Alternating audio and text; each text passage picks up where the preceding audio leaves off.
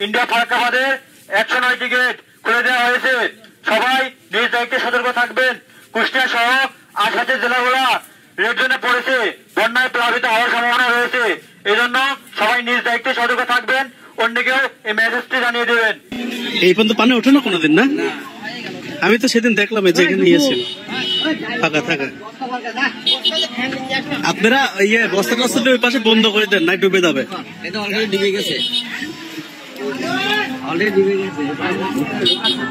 আর একটু পানি উঠলে সব এলাকার ভিতর পানি ঢুকে যাবে না।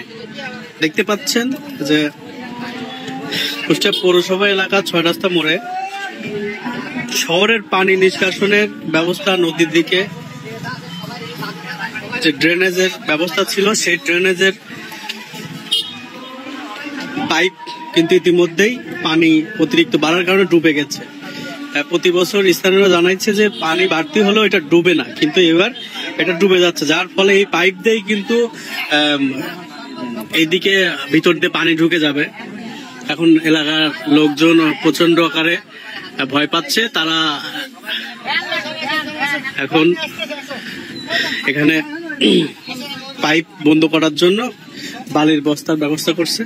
আপনারা যারা নদীর পাড়ে বসবাস করেন তারা একটু সতর্ক অবস্থান করবেন, যে কোনো মুহূর্তে পানি উঠে যেতে পারে। যদিও বা কুষ্টিয়া পানি উন্নয়ন বোর্ডের কর্মকর্তারা বলেছেন যে কুষ্টিয়া বিপদসীমার বাইরে, তারপরও সতর্ক অবস্থানে থাকা জরুরি। দেখতে পাচ্ছেন পানি কিন্তু বাড়ছে। দেখছেন পানি বেশি হওয়ার কারণে পাইপের লাইন বন্ধ করার জন্য 6 রাস্তার মোড়ের এলাকার লোকজন তারা বালির বস্তা করে যাতে পানি শহরের মধ্যে না ঢোকে সেই জন্য বন্ধ করার ব্যবস্থা করছে।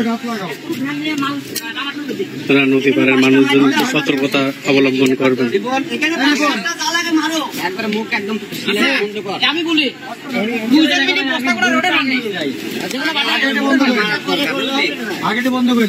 এটাও কি মুখ নাকি ভাই?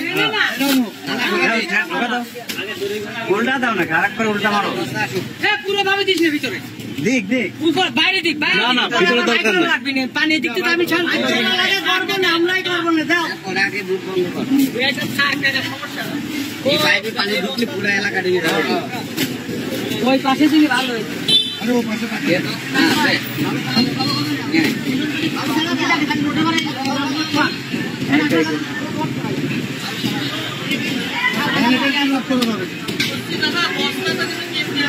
বললাম যে মিনিমাম 100 বস্তা কিনা লাগবে। মানে আসন জমি বস্তা পট্টি চলে যান।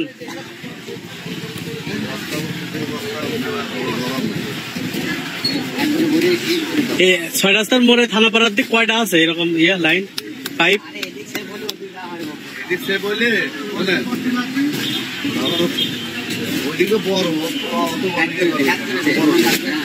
এই কাজটা কম দিলে ওই সাইডে বেশি লাগবে না।